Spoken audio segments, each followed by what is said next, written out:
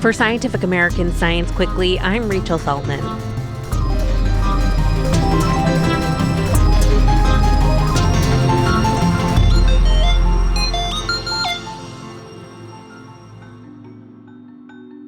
Just to give you a quick heads up, we'll be talking about physical fitness today. We'll touch on topics such as disordered eating and intentional weight loss.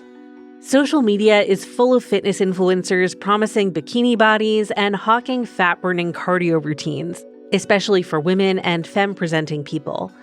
But if you know where to look, you can find folks who are doing things differently, exercising slowly, lifting heavy, and getting strong, a process that often involves fewer workouts and a lot more calories. One of the most popular figures in the femme lifting space is writer Casey Johnston. Her book, A Physical Education: How I Escaped Diet Culture and Gained the Power of Lifting, just came out.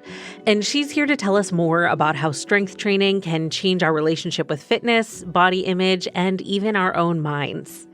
Hey, thanks so much for coming on to chat. Hi, thanks for having me.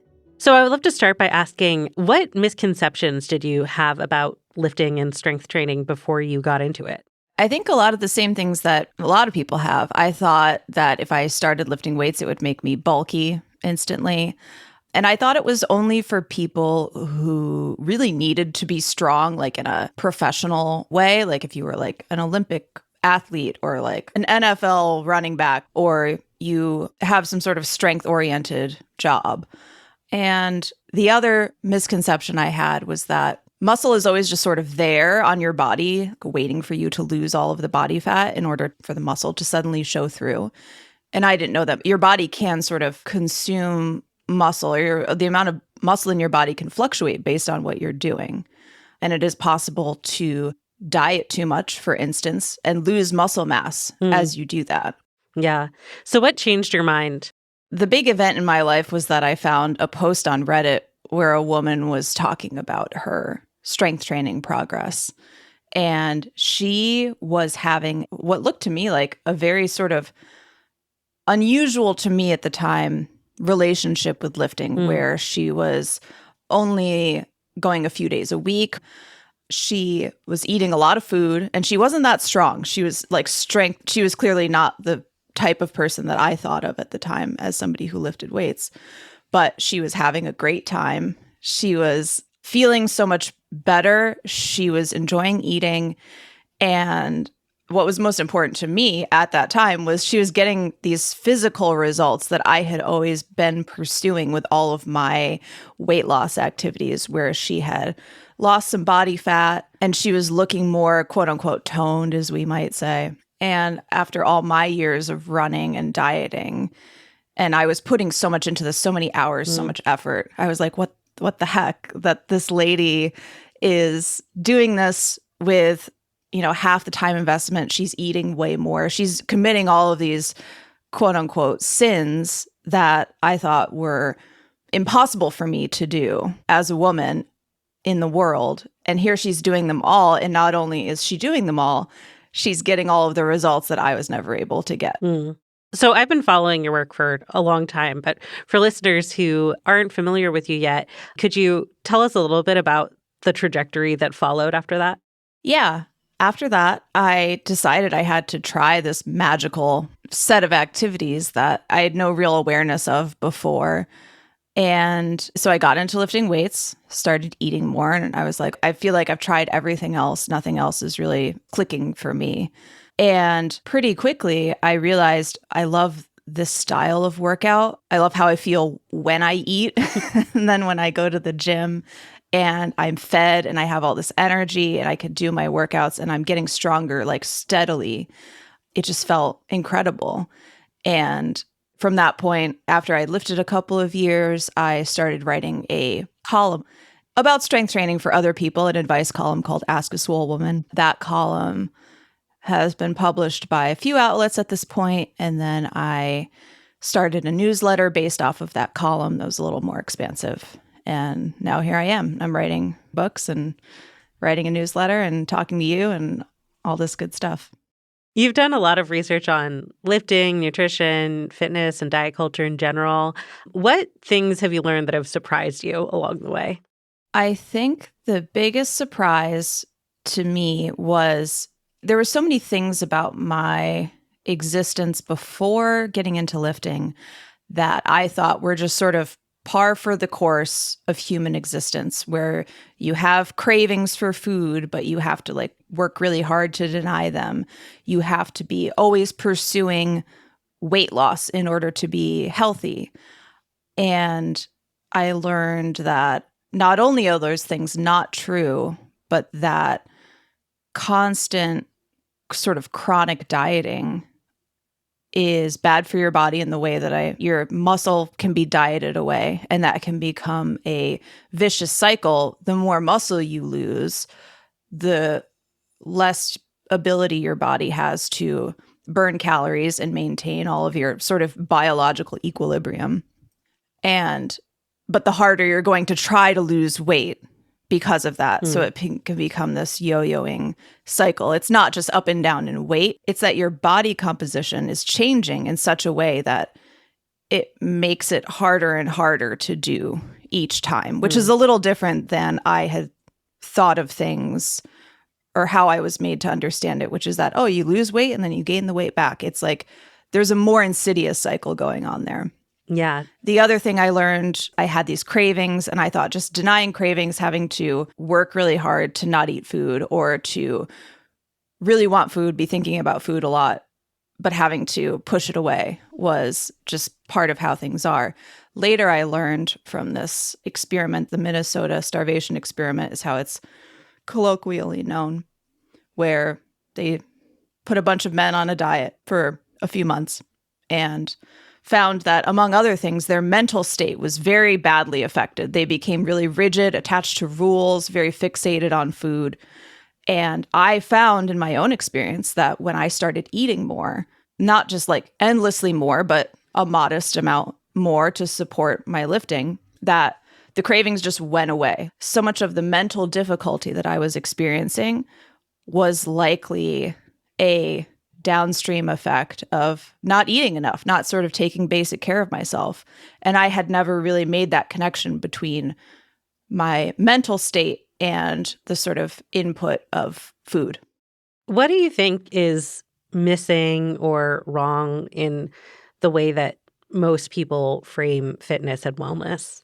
I think that there's a big emphasis on hard work, which is par for the course of American culture. It's sort of like you earn everything that you deserve, big quotes around all of this, by working really hard, bearing down. And sort of conversely, if you don't work hard for it, then you don't deserve it, which is interesting because in our culture, a lot of things come from different privileges of different kinds. But laying that aside, there's a lot of emphasis on, or at least especially when I was getting into lifting, no pain, no gain, and sweat is your fat crying, and these kinds of things that are focused on, if you're not enjoying it, if you're not in pain, you're not working hard, and you're not going to get anything out of this. That pain and suffering are one-to-one with results, quote unquote, and being deserving of the things that you're doing.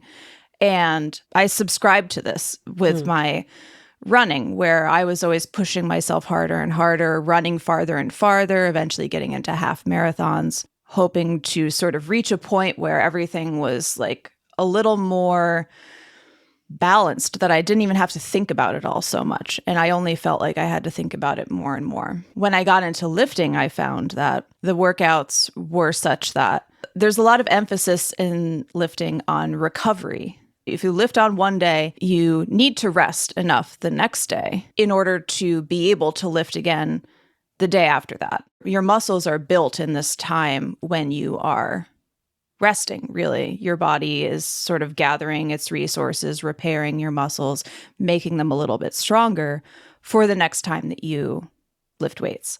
So if you don't give your body those resources to repair the muscles, if you don't give it the time to repair them, it's a waste of a workout. Like, there's no point in lifting but not doing those things. So I had never thought of things that way, that all of these things could exist in balance. And that was not the emphasis that I had been taught about exercise. What are some of the most interesting things you've learned about the human body over the course of doing this work? I feel like I learned that there's so much more interplay between the brain and the body than I ever considered. I mean, it feels in one way a bit silly to say, because it's like, obviously your brain is part of your body. Of course there's interplay. Your brain controls everything. I learned that there's sort of messaging that goes back and forth between your muscles and your brain. Your body informs your thoughts in so many ways. There was some research that I got into while writing the book about the experience of interoception, how our almost unconscious processes in our body influence our feelings and our ability to perceive those feelings. A really good example is, let's say you get jump scared online by one of those like creepy thing jumps out at you and screams. Before you even have the thoughts to interact, your body is reacting. Your breath is quickening, your heart increases, your muscles tense up.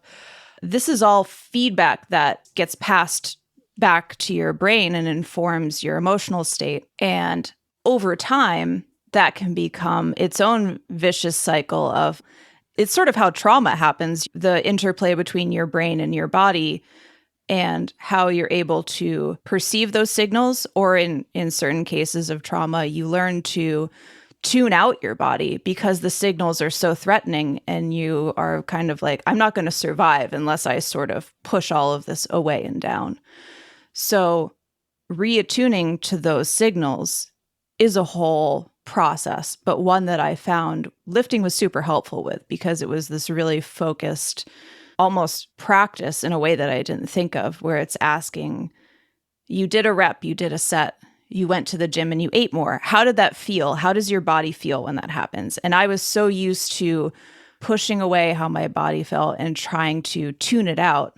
But in lifting, all of that is necessary information that informs how you kind of do everything else in the gym. And that taught me to attune to my body and all of these other situations where my body is telling me something about how I feel. And I need that information in order to make decisions that are helpful to me. Yeah. What advice do you have for people listening who think this all sounds interesting, but like really don't know how to engage with strength training or, get off the endless cardio train?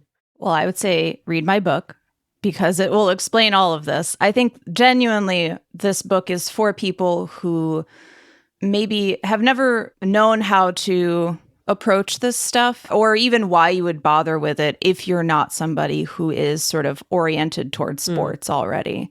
It's like, what does physical activity and strength training in particular have to offer someone where that's not their thing, it's not their job? There's a whole slew of things that are interesting. And even if you never put a foot through the door, I'm not trying to like indoctrinate anyone, but it's all good information to know, and you can bring it into the rest of your life in lots of ways. But I have another book that's more specifically about getting into lifting, a beginner lifting program called LIFTOFF Couch to Barbell. That's for people who have never lifted weights before. So you start with body weight and just stuff in your house, and it's very easy, starts easy and works you up to using weights. But in general, I think it's worth acknowledging that it is difficult. A lot of us have unacknowledged history, hangups, or issues, or a lot of things that have affected us with our bodies that are difficult to unpack or confront. And so it's worth acknowledging that with yourself, that there's so much that we absorb over the course of our lives into our bodies and brains that are affecting how we think about this stuff. It's the marketing world that wants you to exist in this tension. Oh, it's simple. And if you can't make it simple, there's something wrong with you. There's not anything wrong with us. It's that our bodies need this consideration and space and time, and it's worth it because your body is literally where you live. You will never escape your body, and your body is not easy to ignore in the way that I often hoped that it would be. But once I was able to give it a little more room, I found that there was this whole relationship with myself that I was missing out on. So I think these things aren't going to come all at once. And so much of it is just about having curiosity and openness and focusing on your experience of these things and not what someone else says you should be doing. I have my suggestions, but they're just suggestions. It's take or leave. If it works for you, good. If it doesn't, something else might. But the whole thesis of this is that your physical experience matters, and not just in an abstract way, but in a way that's very important to each of us. Thank you so much for coming on to talk today. This has been great. Yeah, thanks for having me. That's all for today's episode. Don't forget to check out Casey's book, A Physical Education. We'll be back on Friday to take an exclusive look at a particle collider. While I've got you, I have just a quick favor to ask. We're running a listener survey to find out what people like about Science Quickly and what we might be able to improve. If you complete it this month, you'll be entered to win some sweet SciAm swag. Go to sciencequickly.com/survey to help us out. We'll also include a link in this episode's show notes. Science Quickly is produced by me, Rachel Feltman, along with Fonda Mwangi, Kelso Harper, Naeem Amarsy, and DelViscio. This episode was edited by Alex Sugiura. Shayna Posses and Aaron Shattuck fact-check our show. Our theme music was composed by Dominic Smith. Subscribe to Scientific American for more up-to-date and in-depth science news. For Scientific American, this is Rachel Feltman. See you next time.